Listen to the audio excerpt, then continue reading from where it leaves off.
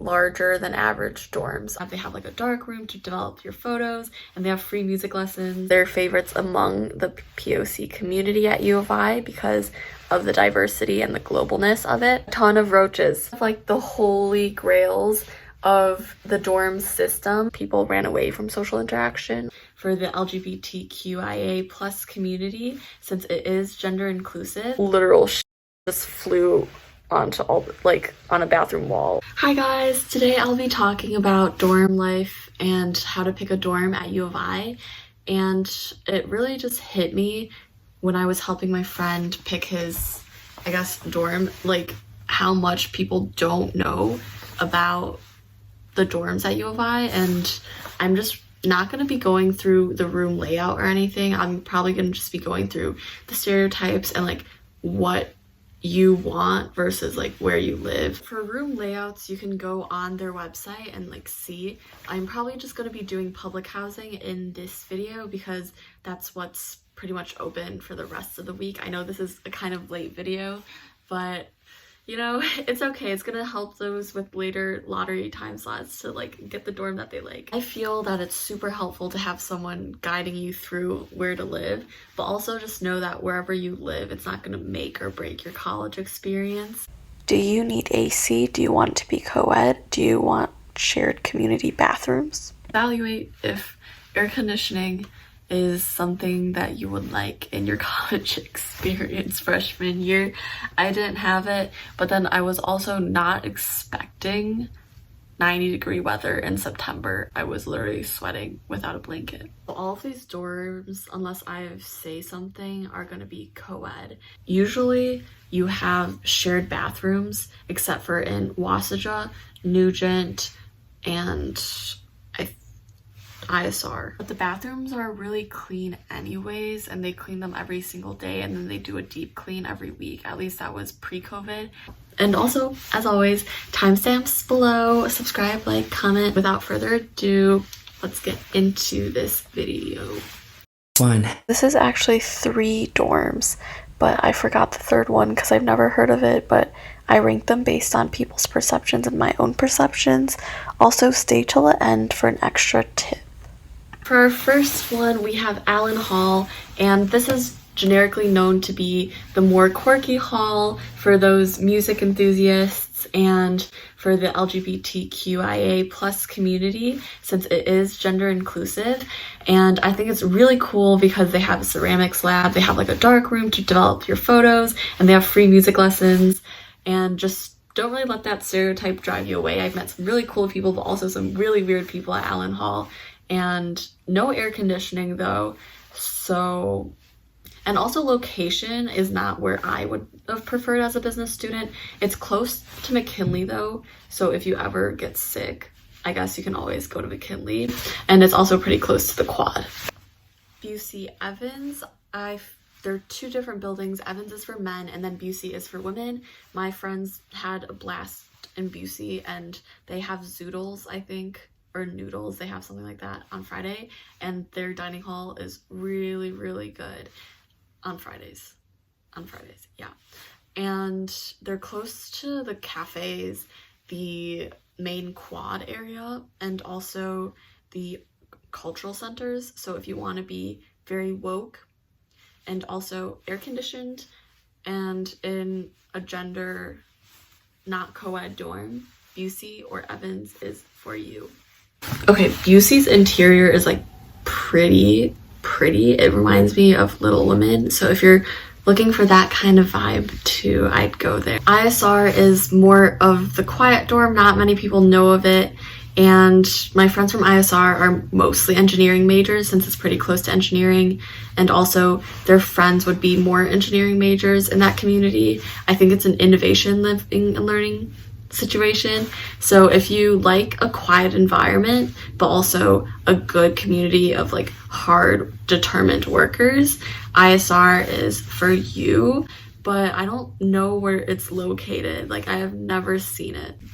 Okay, but they have an Illinois Street dining center featuring 9 micro restaurants, a retail store, and a tea bar. So 2. Here are the R's. One's a chill vibe, the other are pretty social. Lincoln Avenue Residence Halls is quiet, friendly, and laid back from their website, and it has vegetarian and kosher dining options, although it just slaps. Field of Green, really good dining hall, and it's home to the sustainability living learning community. So they do stuff with energy and like stuff within their halls, and I think it might be LEED something certified. So FAR, PAR, I kind of just grouped together. They're kind of pretty far, and they're both really diverse, and they're favorites among the POC community at U of I because of the diversity and the globalness of it. And PAR has really good late night food. They're both pretty social dorms with a good bus stop, actually. If I had to live far on campus, like I would live at PAR just because of the amount of buses and how frequent the buses stop at PAR. I would prefer PAR over FAR just based on what people have been saying. PAR is the more sciencey a living learning community for women, and then PAR has the global living learning community. So if you guys are interested in that. We have made our way to the six pack, which is overall a really good social experience and overall pretty good food and pretty close to all the parties and friends.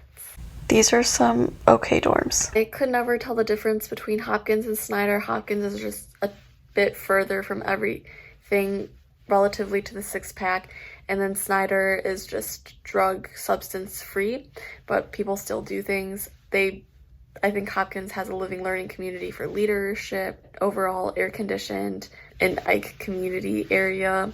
They're not as strong as Weston, which is our next dorm. So these are the social dorms.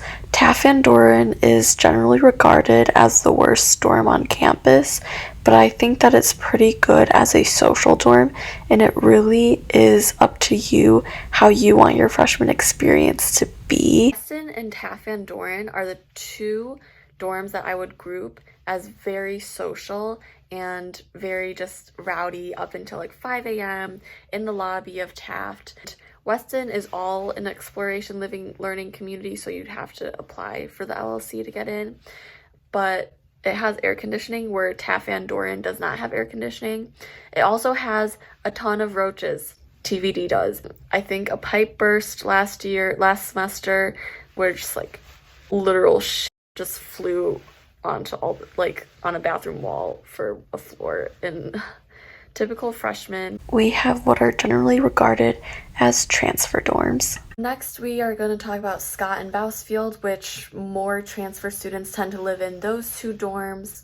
Bousfield is really nice, very big dorms, good amenities, but also it's only close to maybe basketball and further from classes, whereas Scott, I think, is a little bit closer. My gem of a dorm gets its own special category. Barton Lundgren. Barton was my dorm, all girls and no AC.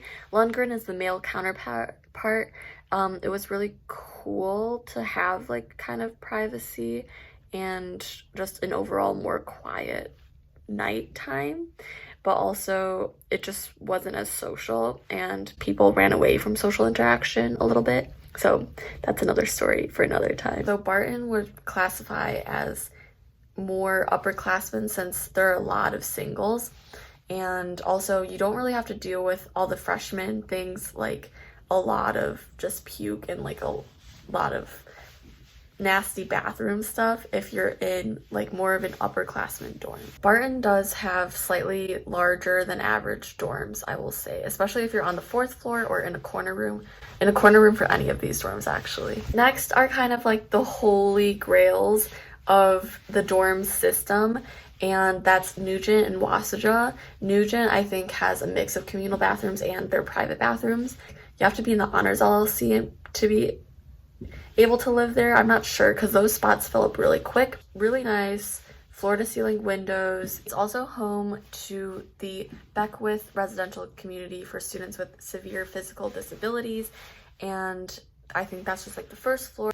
Nugent also has a walkway between Ike, the eating place, and just like the living space, and it's so nice not to like bundle up in your winter coat to be able to eat. Last one is Wassaja Hall, and definitely the business learning living community is very tight there, and they have private bathrooms, and it's pretty nice and very much what people have called hotel living, but the dorm size is average.